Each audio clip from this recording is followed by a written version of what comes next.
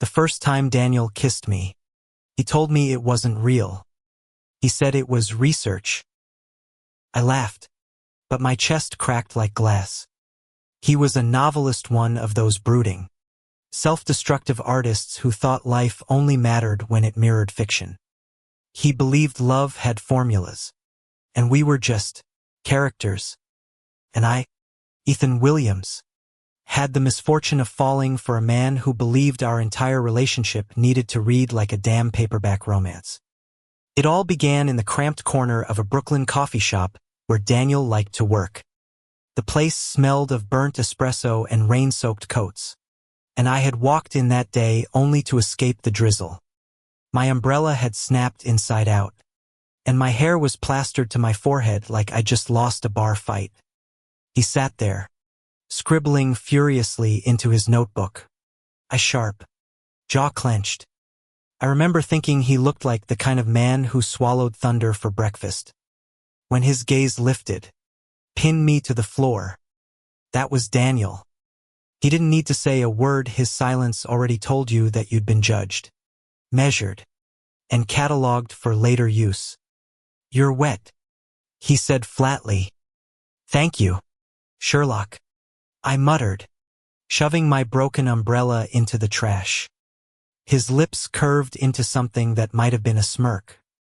Or maybe I imagined it. "Sit," he commanded, nodding at the empty chair across from him. I should have walked away. Any sane man would have. But something in Memabe, the part that secretly wanted to be seen, obeyed. I sat. And just like that, Daniel Maddox wrote me into his life. He wasn't famous yet. Not really. He had a couple of modestly selling romance novels under his belt. The kind that lonely people bought in airports. But Daniel believed he was destined for more. He needed his masterpiece, his magnum opus, his great American gay love story. And apparently, I was going to be the leading man. First, it was intoxicating. Imagine someone staring at you like you were the key to unlocking their destiny. Imagine every kiss scripted to be memorable.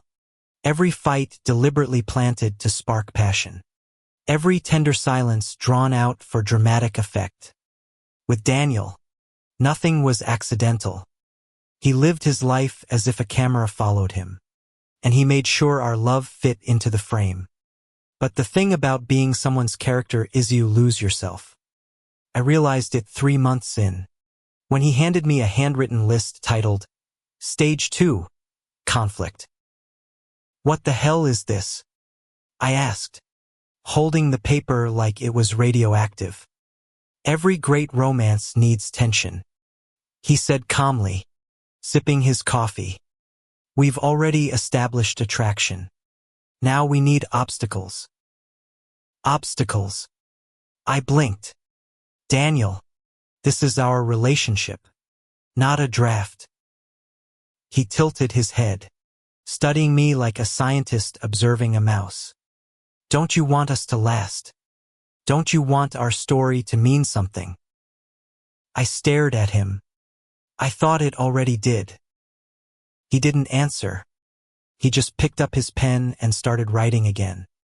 That night, lying in his bed with his arm draped loosely over my waist. Couldn't sleep. His breathing was steady, his chest rising and falling like waves. I should have felt safe. Instead, I felt trapped, like my heart had been packaged into neat paragraphs without my consent. The cruel thing was, I loved him. God help me. I loved him so much it hurt. His intensity, his stubbornness, the way he believed in love as if it could rewrite the world. I loved his quiet mornings when he'd forget to play the role of the tortured artist and just kiss my shoulder. Sleepy and human. Those glimpses of realness kept me hooked, like breadcrumbs leading me deeper into his maze. But every breadcrumb came with ink on it. Our first scripted fight was about jealousy. Daniel had decided we needed drama. "You were laughing with that barista for too long," he accused one evening, slamming his notebook shut. I blinked. You mean Casey? She was telling me her cat had kittens. Doesn't matter. Jealousy adds depth. Adds depth to what? I snapped. To your manuscript or to my sanity? He leaned forward, eyes blazing with a dangerous kind of conviction. To us. And against all reason. Against every shred of logic.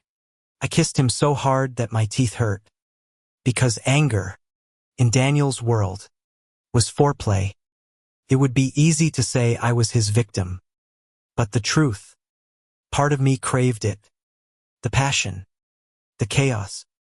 Daniel made me feel alive in a way no one ever had. I worked in marketing. My days were filled with spreadsheets and fake smiles.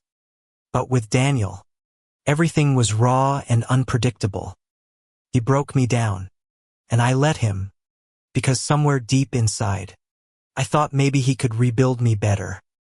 But the formulas never stopped. Next stage. He announced one morning, tapping his notebook with pride. The breakup. I laughed, waiting for the punchline. He didn't laugh. You're serious. My stomach sank. It's necessary, he said simply. Separation makes reunion powerful. Readers need hope after despair. Readers. Daniel. We're not characters. My voice cracked. This is our life. His eyes softened for just a moment, like he'd forgotten which world he was in. Then the mask returned. Trust me. You'll thank me later. That was the night I left his apartment. Not because I wanted Tobit, because he told me I had to. Because Act 2 demanded heartbreak. And like a fool, I played my part. The weeks that followed were hell. I tried to drown myself in work, in meaningless dates, in alcohol that burned going down but never dulled the ache. But nothing worked. My heart was a puppet, and Daniel still held the strings. Then one rainy night, I found him again exactly where it had started. In that same Brooklyn coffee shop. Notebook open. Pen scribbling furiously. His hair was longer. His eyes darker. Like he'd been living on caffeine and regret. When he looked up and saw me, the world stopped. You came back. He whispered. I should have walked out. I should have thrown his stupid notebook in the trash and told him I was done being anyone's storyline. Instead, I sat, just like the first day. And Daniel, damn him, smiled like it was all unfolding exactly as he'd written. I didn't know it then, but that was just the beginning of the storm. Because if Daniel believed Act 2 was heartbreak, then Act 3, our final chapter, was going to demand a climax. And he was willing to risk everything, even us, to write it. The rain didn't stop for days. It was as if New York itself was mourning with me, crying on my behalf while I tried to piece together a heart Daniel had deliberately broken. But love, no matter how much you want it to die, doesn't vanish in the storm. It lingers in the quiet, in the pauses, in the ache behind your ribs when you're alone at night. Daniel was everywhere. In the corner seat at the coffee shop where we first met. In the smell of old books that clung to my jacket. In the way I still checked my phone at 3 a.m., hoping for a text that never came. He haunted me like unfinished sentences. And then he called. It was almost midnight. I'd been staring at the ceiling for hours, letting insomnia gnaw at me. When my phone buzzed on the nightstand, his name lit up the screen. I should have ignored it.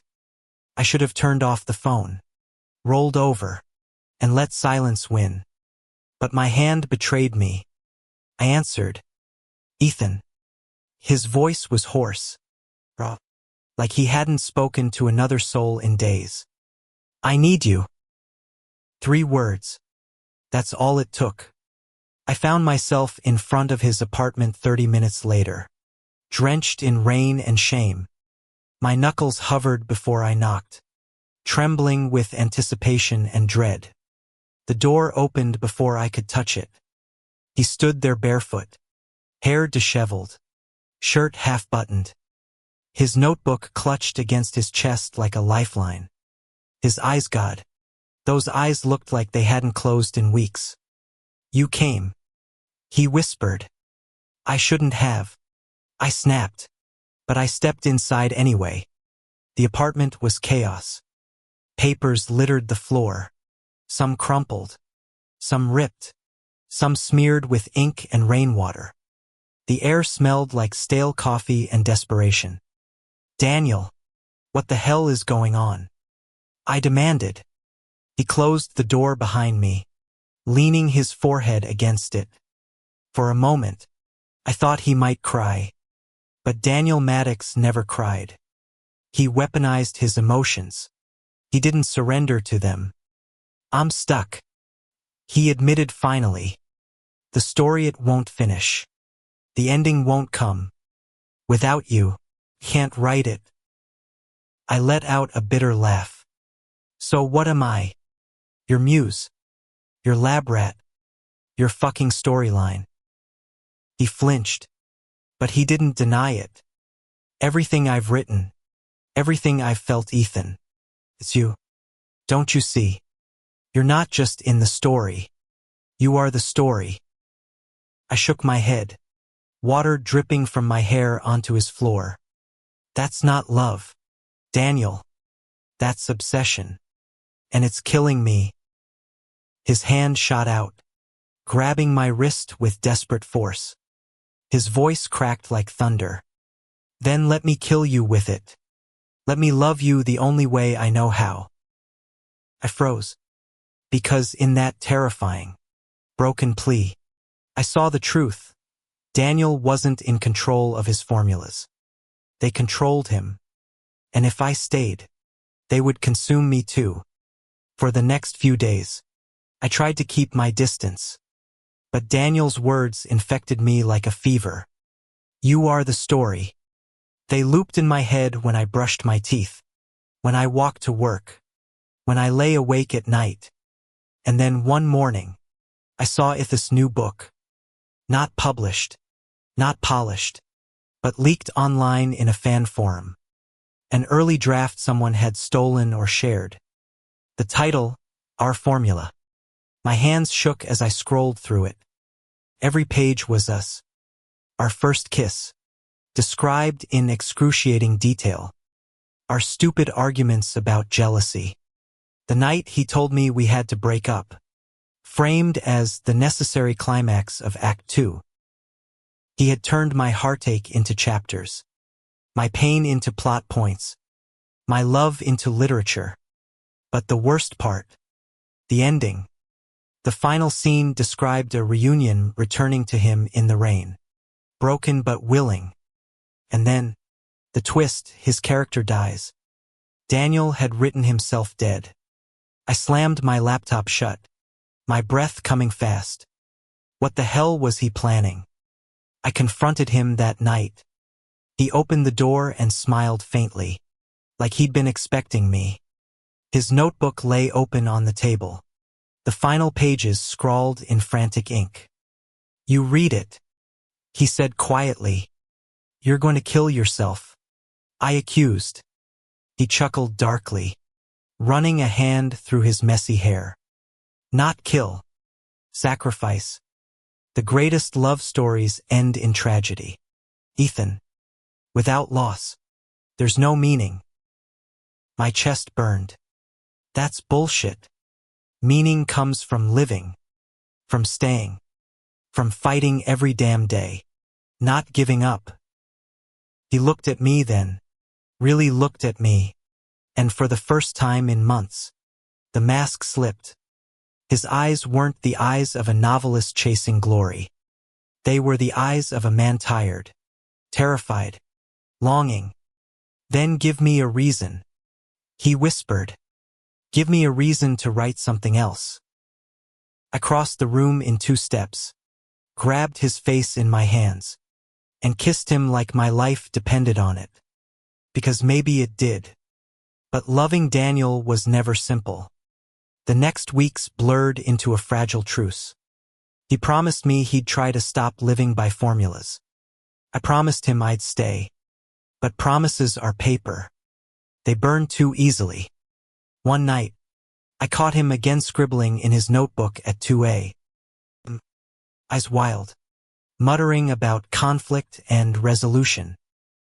"Daniel," I begged. "Please, put it down." He looked up, guilt flashing across his face, then slammed the notebook shut. "I can't help it." "Yes, you can." I insisted. "You choose this. Every time. You choose the story over me." His voice broke. "Because without the story, I don't know who I am." And there it was, the truth I'd been afraid to name. Daniel wasn't just addicted to writing. He was addicted to controlling life, to turning chaos into structure, to bending reality into fiction because he was too scared to live without rules. I sat on the edge of the bed, burying my face in my hands. "Then maybe you'll never know how to love me." The silence that followed was heavier than any fight. The breaking point came 2 weeks later. He invited me to a book reading downtown. I thought it was for another author, some friend of his. But when I walked in, the spotlight was on Daniel. And the story he read wasn't fiction. It was us. Our love. Our pain. Every word I'd bled in silence, spilled out for strangers to devour. I stood frozen as the audience clapped, oblivious to the fact that the man on stage had carved me open for entertainment. When he spotted me at the back of the room, his eyes lit up with pride, like he expected me to be honored. I turned and walked out. This time, I didn't look back. That night, my phone buzzed again. Dozens of missed calls. Dozens of texts. And then one final message: "If you leave, the story ends here." I didn't reply. But when the sirens wailed past my apartment an hour later, my blood ran cold. Because I knew. The sirens cut through the city like a scream. I ran without thinking, shoving past strangers, my chest on fire. My legs carried me faster than they ever had before, as though my body knew what my heart refused to admit: Daniel was in danger. And I might already be too late. By the time I reached the hospital, the storm outside had drowned everything. My clothes clung to me, my shoes squelched with each step, and my lungs burned like I'd swallowed fire. But none of that mattered when I burst through the sliding doors and heard his name at the reception desk. "Daniel Maddox," the nurse repeated, I scanning her chart. "Yes, he's here. Room 317. But sir, you can't." I didn't wait for her to finish. My body moved on instinct, tearing down the hallways, my soaked sneakers slapping against the linoleum floor. When I reached the glass window of his room, I froze. Daniel lay still on the bed, pale as the sheets, wires attached to his chest, and 4 dripping into his arm. His notebook always with him, always within reach, sat on the table beside him, pages bent and ink smudged from the rain. For a moment, he didn't look like the fiery novelist who controlled my life with words. He looked like a boy, a broken, fragile boy who didn't know how to live outside of fiction. My hand pressed against the glass, trembling. The weight of everything crashed down at once: his formulas, his obsession, his love that burned too bright, and my own foolishness for letting it consume me. I wanted to scream. I wanted to break the glass and shake him awake. But all I could do was stand there, my breath fogging the window, praying he'd open his eyes. Hours blurred. A doctor finally let me in, warning me that Daniel had overdosed. Nothing fatal. Thank God. But enough to scare the hell out of everyone. Pills and whiskey. A cliché straight from the novels he idolized. I sat beside his bed, watching the rise and fall of his chest, listening to the steady beep of the monitor. My fingers hovered over his hand, afraid to touch, afraid to let go. "You idiot," I whispered, voice breaking. "You absolute idiot. Was this supposed to be your grand finale? Was this the ending you wanted?" No answer. Of course. Just silence. But I couldn't stop talking. The words poured out. Years of fear and longing and anger. You think love is about formulas, about sacrifice, about tragedy. But you're wrong, Daniel. Love isn't a story, it's a choice. Every day, every damn moment, it's a choice. And you keep choosing the book over me. My throat ached, tears stinging my eyes. But I'm still here. I'm still choosing you, even when you make it impossible. For a second, I thought I saw his fingers twitch. But maybe it was my imagination. He woke the next morning. Not with a dramatic gasp. Not with poetic last words, just a small groan. A flutter of lashes. A confused blink at the sunlight spilling through the blinds. "Ethan." His voice was raw, barely there. I leaned forward, gripping his hand like I'd never let go again. "Yeah, I'm here." His eyes filled with something I'd never seen before. Not intensity, not calculation, just shame. "I'm sorry," he whispered. The words cracked me open. "You don't get to do that," I said sharply, tears sliding down my face. "You don't get to almost leave me and then just say sorry. You don't get to treat me like a character and then nearly erase yourself from the story." He swallowed hard, his gaze dropping. I didn't know how else to end it. "Then let me show you," I said, my voice trembling but certain. "Let me show you what it means to live without an ending. To love without chapters. To just be." For the first time, he didn't argue. He just nodded, his fingers tightening around mine. The days after the hospital were fragile. Daniel was quieter, softer somehow. The fire in his eyes dimmed. But it wasn't gone. Night flickered. Waiting. I didn't know if that was a blessing or a curse. He stayed at my apartment instead of his own. His notebook tucked away in a drawer he hadn't opened. Sometimes I'd catch him staring at it, like an addict staring at a bottle. But he never touched it. Not while I was watching. We talked more. About small things. Breakfast. Work. The ridiculous neighbor who sang karaoke at 3 a.m. It was strange. Almost ordinary. And in that ordinariness, I found a kind of peace I'd never had with him before. But peace never lasts with Daniel. One night, weeks later, I woke to find him gone from bed. My stomach clenched. I followed the faint scratch of pen on paper to the kitchen. There he was sitting at the table, notebook open, writing furiously. "Daniel." My voice was sharp, panicked. He froze. Slowly, he looked up, eyes wide like a child caught stealing. "I had to," he whispered. "The words, they don't stop." I walked over, heart pounding, and slammed the notebook shut. "Then let them drown. Let them die. Because if you keep feeding them, you're going to lose me." His face crumpled. For once, he didn't fight. He just buried his face in his hands. "I don't know who I am without the story," he admitted, voice muffled. I crouched beside him, my hand on his knee. "Then maybe the story isn't the problem.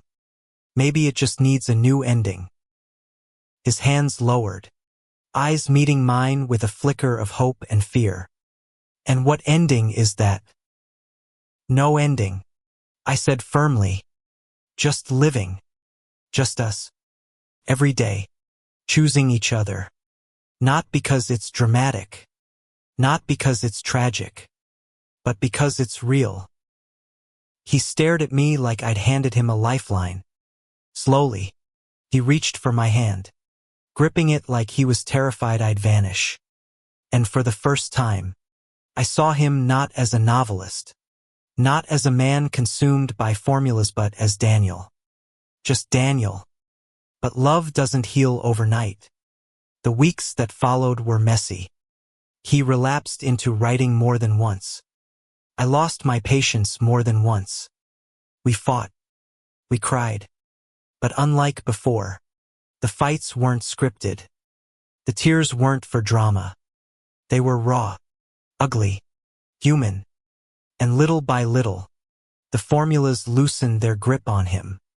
He started leaving the notebook closed. He started laughing more. He started looking at me not as a character but as a man he was terrified of losing. And when he finally said, "I love you," it wasn't a line. It wasn't research. It wasn't a formula. It was real.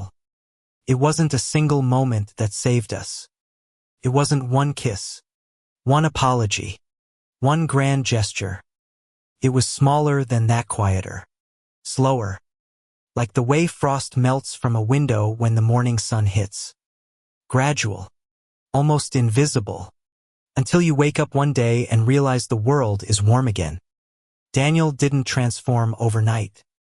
He was still restless, still haunted by words he hadn't written, still tempted to give his life narrative structure.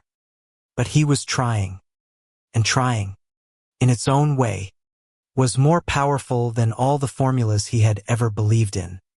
One Saturday morning, he asked if we could go to the park. It surprised me. Daniel wasn't the sunlight and grass type. He preferred dim cafes and cluttered apartments. But that day, he tugged at my hand like a kid, carrying a blanket and a basket he'd half-heartedly packed with sandwiches. We spread the blanket under a maple tree, the city buzzing faintly in the distance. And for once, Daniel wasn't scribbling or planning. He just was. He lay back, closed his eyes, and let the breeze move through his hair. "You're quiet," I said after a while. His lips curved into a faint smile. "Not everything needs words." That might have been the first time he ever said that. I wish I could tell you that everything was perfect after that. That he never picked up a pen again. That we never fought. That love alone cured him. But that's not real. Love doesn't erase scars, it just teaches you how to live with them. He still wrote, of course. But the words shifted. They weren't blueprints anymore. Not instructions for how we should live. They were fragments. Memories. A sketch of me eating cereal at midnight. A description of my laugh. A paragraph about how his chest felt lighter when I touched his hand. One evening, I asked him what he was working on. He hesitated, then turned the notebook toward me. The title on the page read, "Not a Formula." This time, he said softly, "It's not a love story. It's just love." There were setbacks. Nights when he spiraled. When I caught him trying to force conflict into our lives because he feared happiness wouldn't last without drama. Those nights broke me. But we fought differently now. Not like actors delivering lines, but like people terrified of losing each other. And every time, no matter how ugly it got, we found our way back. One night, after a fight that left us both shaken, he asked me, "Why do you stay?" The answer came before I even thought about it.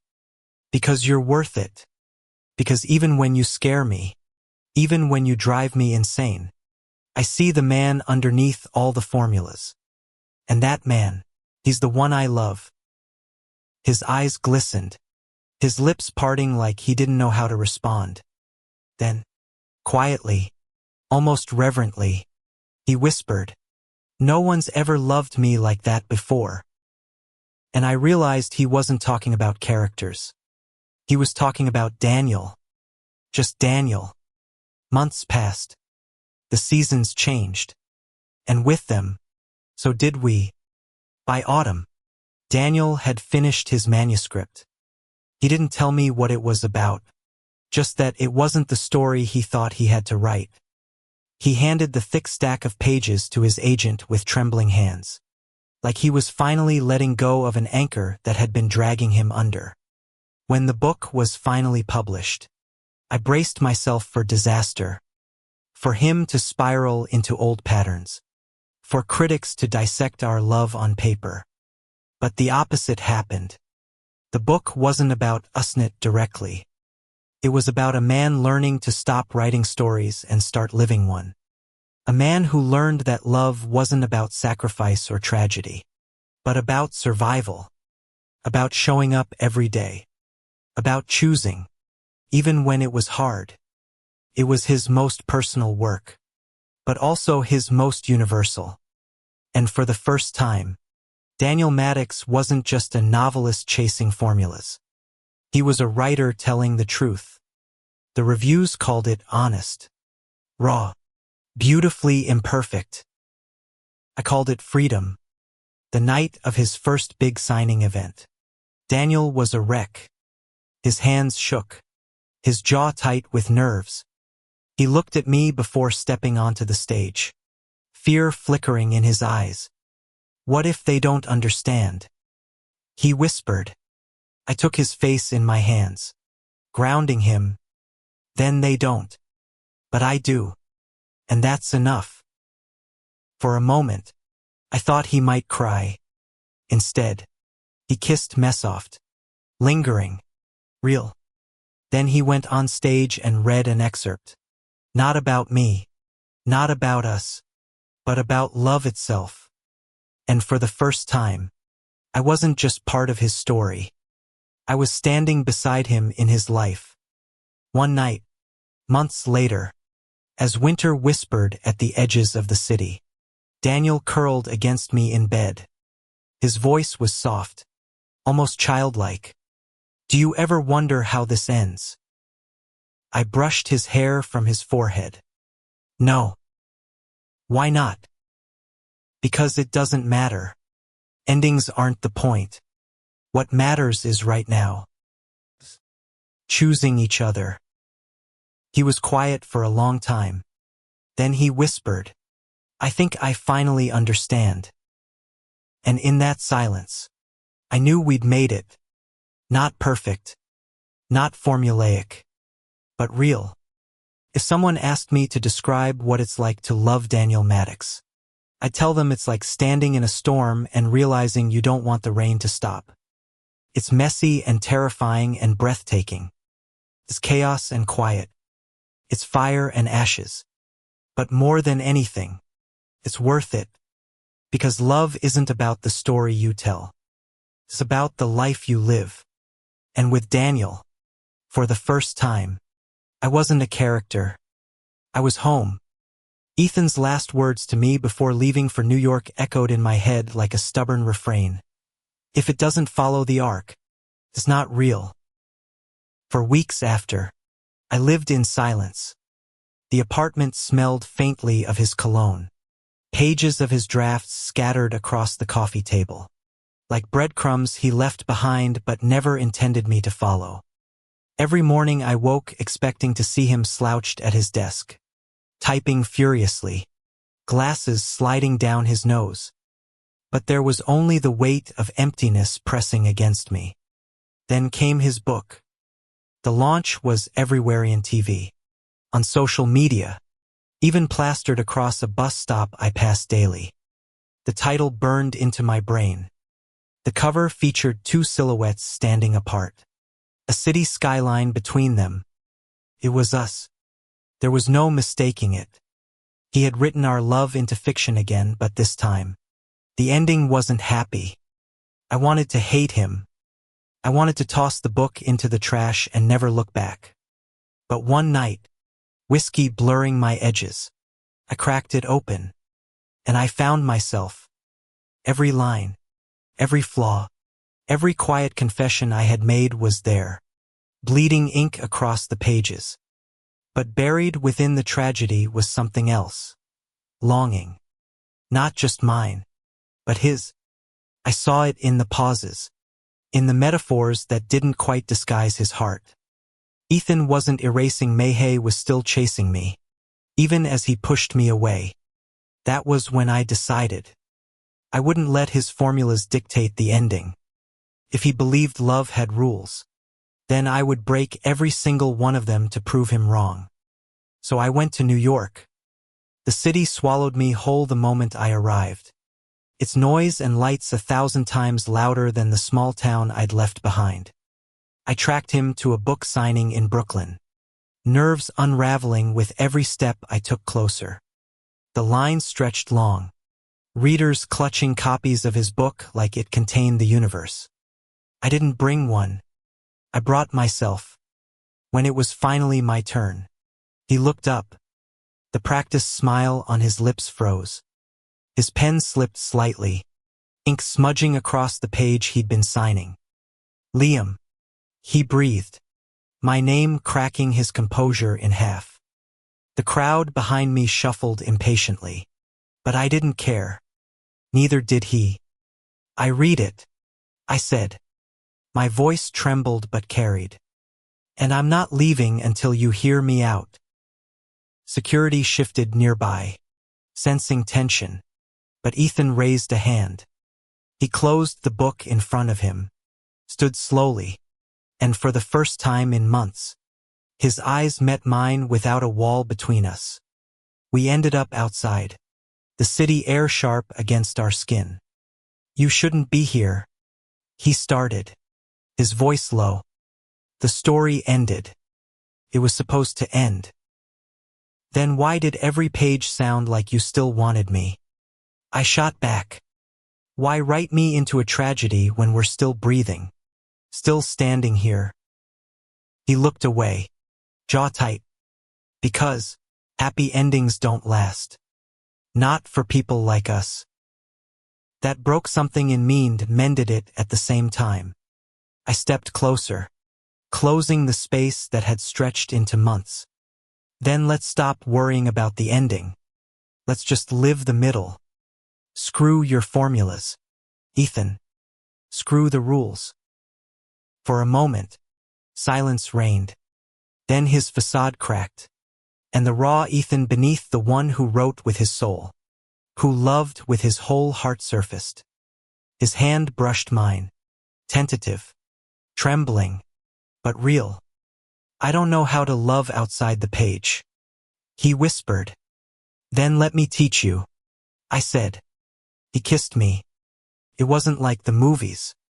It was messy, desperate, the kind of kiss that tasted like mistakes and forgiveness all tangled together. People on the street stared. Some even clapped. But we didn't stop. Not until we had nothing left to prove except the truth that we weren't done. In the weeks that followed, things weren't perfect. He still outlined plot arcs in his head, still believed in the science of love. But now, he let me tear the pages, rewrite the rules. He laughed when I cooked us breakfast at midnight. He held me when my nightmares dragged me down.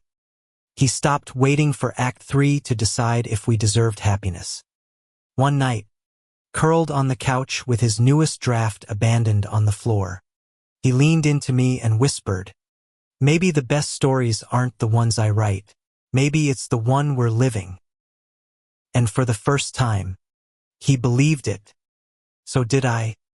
Because love isn't a formula.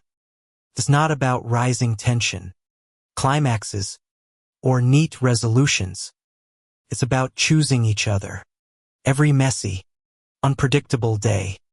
And as long as he kept choosing me, I knew we'd never need a perfect ending. We already had something better. A real one. That night, as the city hummed around us and Ethan's head rested against my shoulder, I realized our story wasn't trapped in ink anymore. It was alive, breathing, and beautifully unfinished. And maybe that was the happiest ending of all. Thank you for listening. If you find it interesting, Please like and subscribe to follow the next stories.